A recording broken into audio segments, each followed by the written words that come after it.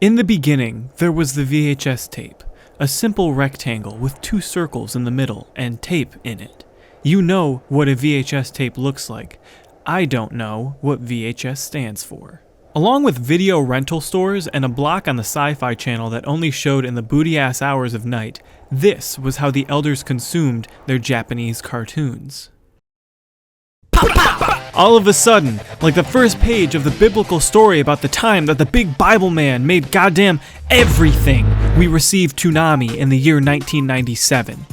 Serving as Cartoon Network's primary action block and hosted by Moltar from the Space Ghost cartoon series, it really didn't show anime at first. In the beginning, it was just another rebranding of a type of programming block that had already been around on Cartoon Network, with its previous incarnations being named the Super Adventures block and Power Zone. It wasn't until a couple years later that Moltar was replaced with the robot Tom, and Toonami became the programming block that we're talking about in this video. It was cancelled in 2009 after an impressive 12-year run, and was brought back in 2012 after an overwhelming fan response following its quick resurgence as an April Fool's prank. Listen, to be completely frank, this video isn't about the nittiest grittiest details of Toonami's history, or anything similar to that. This is a video about anime, late nights, getting up to no good, watching Miyazaki for the first time, finding out rappers like anime now, and what happens when you let a PlayStation 2 robot show you the power of cartoons having boobs in them. This is a video about the impact of Toonami.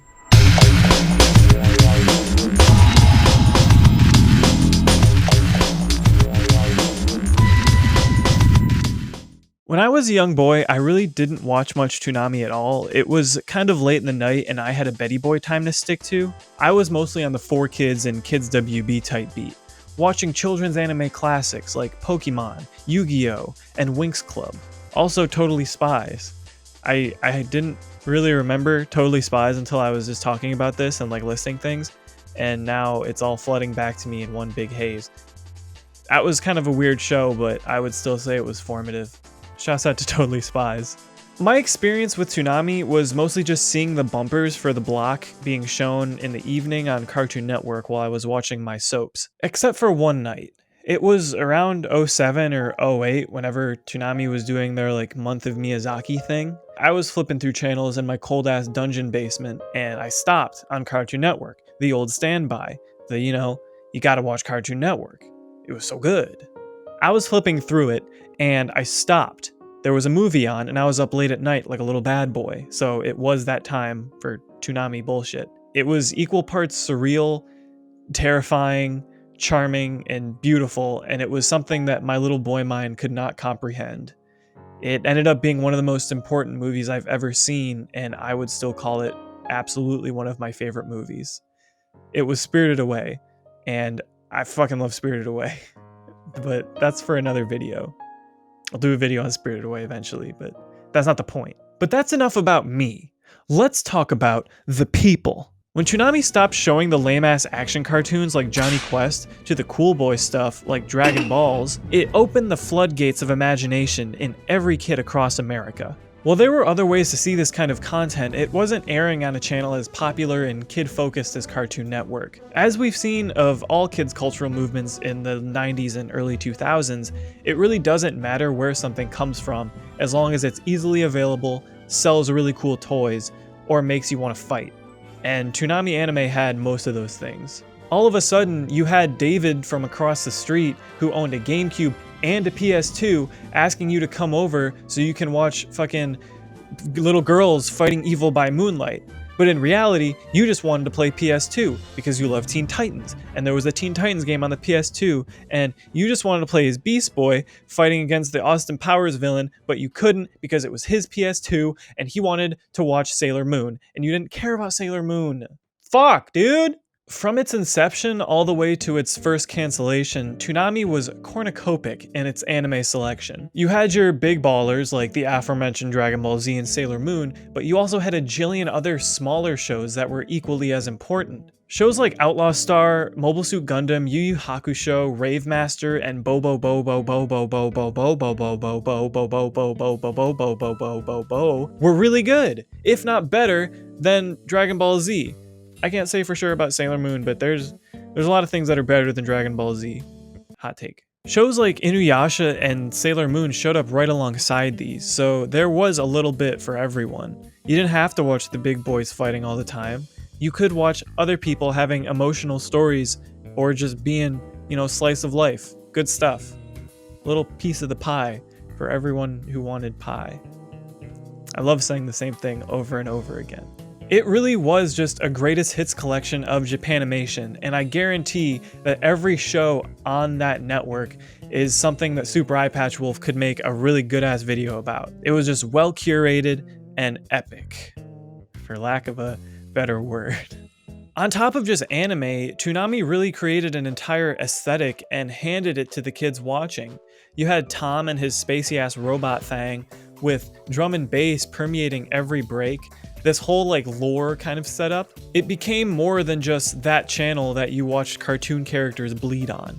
Musically, there was a heavy rotation of groups like Daft Punk and the Gorillaz, really new cyber type groups. I don't know how to put them together, but you know what I mean.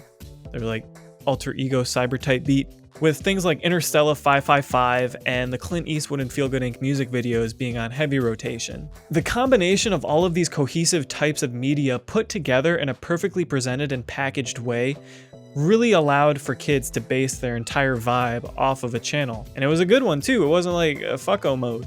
It was good. Ask anyone between the ages of 25 and 30 what their favorite anime is, and there's a huge chance you'll be able to tell if they've watched the Nami. I'm referring to it as the Nami because I want to be cool. Because I want you guys to think I'm cool. So I shorten things.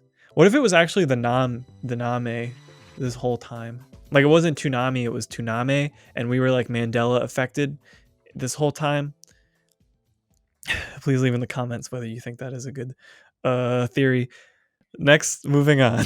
Speaking of today, what are the effects of Toonami that have rippled out into 2021?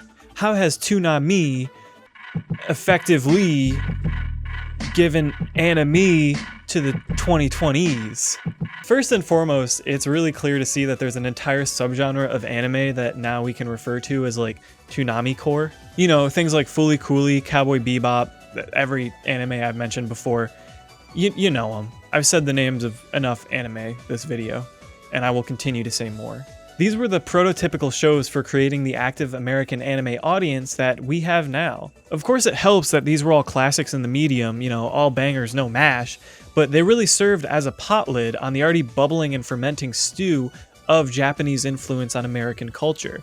Yeah, I mean, you already had things like Pokemon, electronics, video games. I think Nintendo bought the Seattle Mariners by that point. So, it was a thing. It's not every day that something has a specific core and there's such a visible aesthetic and vibe to it like there was with Toonami. What would your core be? I'm not going to say mine because I don't want to dox myself. Shouts out to Totally Spies. So now we've reached a boiling point. You can't put a pot lid on a stew that's already boiling over. It'll spill the stew. Idiot. Idiot sandwich. Duh. Don't you know how to cook? I don't know how to cook. Anime is the hot shit now. It's mainstream and cool to like. You can look at your favorite actors, rappers, musicians, celebrities. I don't know why I just said that rappers were not musicians. I'm just listing. You know what I mean. Anyone who's anyone likes anime, and it's cool to like it now. Even I remember a time not too long ago when liking anime publicly was kind of something to be looked down upon. I mean, I wasn't like a Hitalia person, but I was making myself pass out of my room trying to do Kamehamehas. Sorry I wasn't watching fucking Dave the Barbarian. I was busy trying to improve myself. Idiot. Again. Michael B. Jordan, Megan Thee Stallion, Doja Cat, like all of these people are repping anime and they're all in their mid to late 20s, as far as I'm aware. They might be older than that. Was Toonami the exact reason for this? Probably not, but I think it's very difficult to dispute the fact that it played a large influence on their tastes. Like, they're not liking the random shit. Like, Megan Thee Stallion isn't talking about Watashi ga motenai no wa do kange temo omera ga warui. She's talking about My Hero, Dragon Ball, Naruto, like the good shit, that was shown on Toonami, Kids WB, and all that stuff. So is it a coincidence to say that all these were popular and projected on Toonami at the same time that these rappers and musicians and actors and shit were younger? Fuck no, baby! It wasn't. Toonami was more important than probably anything in young tweens, millennials, and zoomers finding out their actual tastes in Japanese media and learning, like I said, that cartoons can be more than just The Emperor's New Groove, the show. They could be anything. Anything you wanted. It seems like more and more we're in a hyper-curated world based on algorithms that happen to know I'm a Cancer who loves mid-70s rainy spring days, and that makes it difficult to find things that we wouldn't have considered checking out otherwise. I guess what I'm trying to say is it takes actual effort to break out of your media comfort zone. It's really difficult with things like the YouTube homepage, Netflix, Hulu recommendations, and Apple Music and Spotify Discovery and For You playlists just kind of giving you what they know you'll like. Toonami was different from other things in the sense that it was a highly curated block made by people who loved the medium and wanted to show you the best it had to offer. Not to mention its heyday corresponding with the invention of being able to record shows with stuff like TiVo, so you didn't actually have to stay up very late if there was something important that was on at like 2 a.m. Of course, you could be a person who just watched what you know you liked, like watch Dragon Ball Z and just tune out, but this was a really solid list of top-tier anime that the creators of Toonami knew that you would like if you liked something else. Sailor Moon beats Cheeks, and it's just as good as any of these other shows. Would someone who was like me have known that it wasn't on if it wasn't sandwiched between two like boy shows that I liked? Probably not. Refreshing and occasionally reaffirming your tastes is, to me, an incredibly important part of staying happy and mentally healthy. Getting stuck in a rut sucks eggs, and with the situation around us going on that everybody and their mom is talking about in their videos, it's really easy to fall back onto comfort food type of media. If you've made it this far into the video, I hope you take this as a chance to watch something you wouldn't really watch, or listen to something you wouldn't really listen to. You know, go on fucking Crunchyroll, hit random, and ask a close friend for a music recommendation. I don't know, if you were asking me for a music recommendation because we're close friends, parasocially, I would say check out the Pop Spirit label on Bandcamp. There's some really good shit there. So I guess, in a sense, Toonami did more than give people anime. It gave people the ability to vibe. I hope that was a good ending. Thank you so much for watching. As always, I'm trying to get better at consistency. Really trying, and it's doing good. I'm actually proud of this video with the turnaround time I had on it. Thank you so much for watching again. Share with your friends, comment, like, subscribe, all that good shit. So yeah, love you, bye.